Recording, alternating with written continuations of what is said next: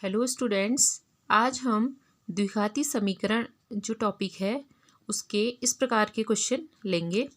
जैसे क्वेश्चन आप देख रहे हैं यहाँ पर कि हमें द्विघाती बहुपद याद करना है जिसके शून्यकों का योग व गुणनफल आपको दिया गया हो। ठीक है, वैसे तो जो ये टॉपिक है वो 10th स्टैंडर्ड का है, मतलब कि 10th क्लास का है।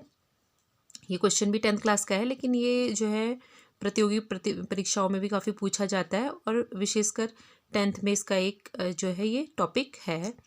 तो चलिए हम इस तरीके के क्वेश्चन करते हैं और बोर्ड परीक्षा की दृष्टि से भी बहुत महत्वपूर्ण है कि द्विघात बहुपद ज्ञात कीजिए, या फिर कभी कभी आता है कि वह समीकरण ज्ञात कीजिए जिसके शून्यकों का योग व गुणनफल क्रमशः एक और एक दिया हो।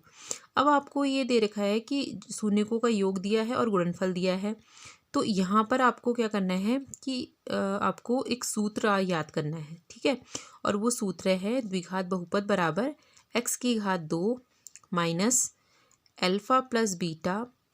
ठीक है, अल्फ़ा प्लस बीटा, फिर इसको ब्रैकेट में रखकर x प्लस अल्फ़ा बीटा। ठीक है, ये आपको दिमाग में रखना है।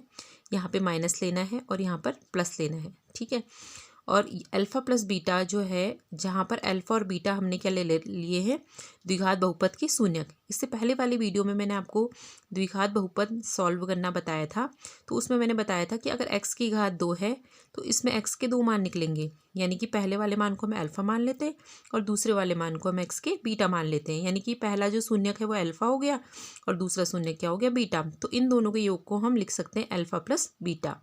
ठीक है, काफ़ी स्टूडेंट अल्फ़ा और बीटा कहने में भी काफ़ी मतलब भूल जाते हैं कोई, लेकिन अल्फ़ा और बीटा जो है आपको अपनी टंग पे रखना पड़ेगा, क्योंकि ग्रीक वर्ड है।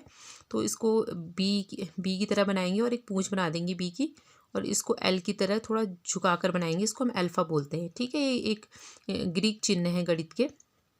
तो यहाँ पर क्या है, अल्फ़ा प्लस बीटा एक्स लिख लेंगे और यहाँ अल्फ़ा बीटा। ठीक है, इससे हम ये दिखाने का एक तरीका है हमारे। वैसे अगर आप डीपली देखें तो इसमें यहाँ पर लिखा है मैंने, द्विघात बहुपद बराबर होता है एक्स की घात 2 माइनस का साइन आएगा, शून्यकों का योगफल आएगा, फिर यहाँ पे एक्स आएगा, फिर यहाँ पर प्लस शून्यकों का गुणनफल।